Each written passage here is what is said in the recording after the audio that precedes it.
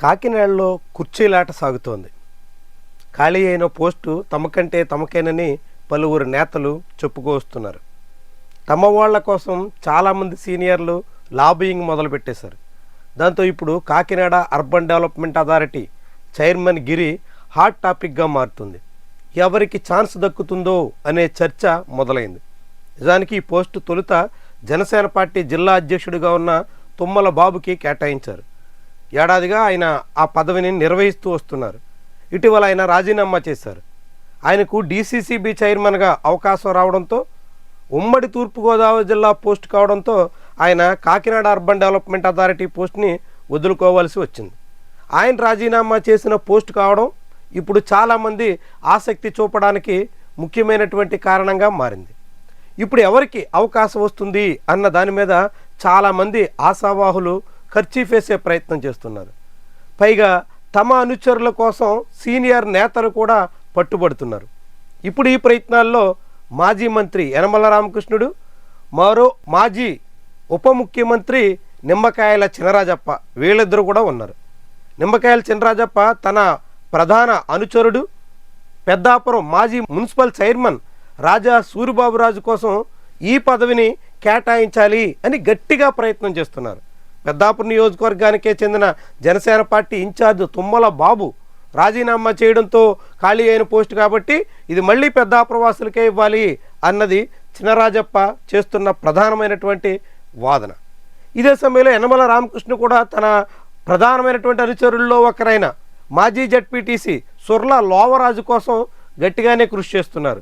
లోవరాజుకి chance ఇవ్వాలి అన్నట్టుగా ఆయన చాలా తీవ్రమైనటువంటి ప్రయత్నాల్లో ఉన్నారు. ఇద్దరు సీనియర్ నాయకులు చెరోవైపు ఇద్దరి కోసం పట్టుబడుతుండడంతో ఈ పోస్ట్ ఇప్పుడు హాట్ టాపిక్ అవుతోంది.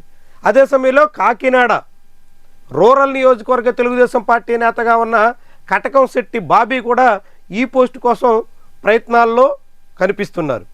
కాపు కులానికి చెందిన బాబుతో పాటుగా క్షత్రియ కులానికి చెందిన సూరిబాబురాజు, బీసీ కులానికి చెందిన సుర్ల లోవరాజు ఇలా పలువురి పేర్లు ఇప్పుడు తెలుగుదేశం పార్టీ తరఫున రేసులో ముందున్నట్టుగా కనిపిస్తుంది.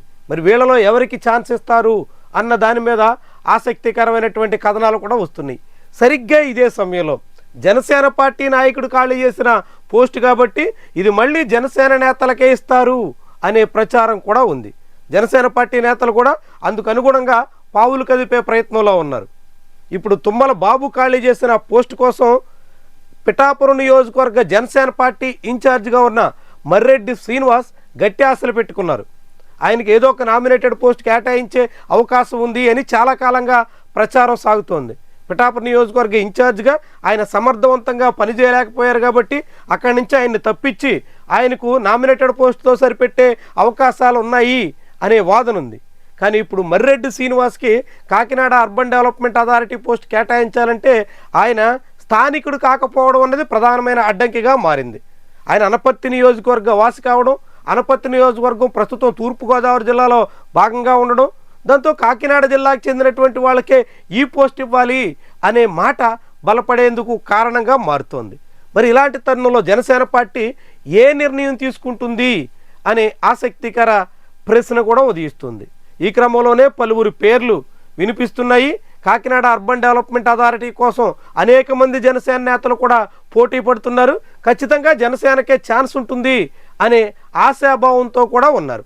జనసేన పార్టీకే అలాంటి అవకాశం వస్తే కాకినాడ అర్బన్కి సంబంధించినటువంటి జనసేన పార్టీ నేతలకు అది కేటాయించవచ్చు అనే మాట కూడా వినిపిస్తుంది. మరి ఎవరికి ఛాన్స్ వస్తుంది, ఎవరికి అవకాశం ఇస్తారు? అటు జనసేన ఇటు తెలుగుదేశం పార్టీ నాయకుల్లో పలువురు పేర్లు రేసులో వినిపిస్తున్నటువంటి తరుణంలో ఛాన్స్ దక్కించుకునేది ఎవరు అన్నదే చర్చనీయాంశంగా మారింది.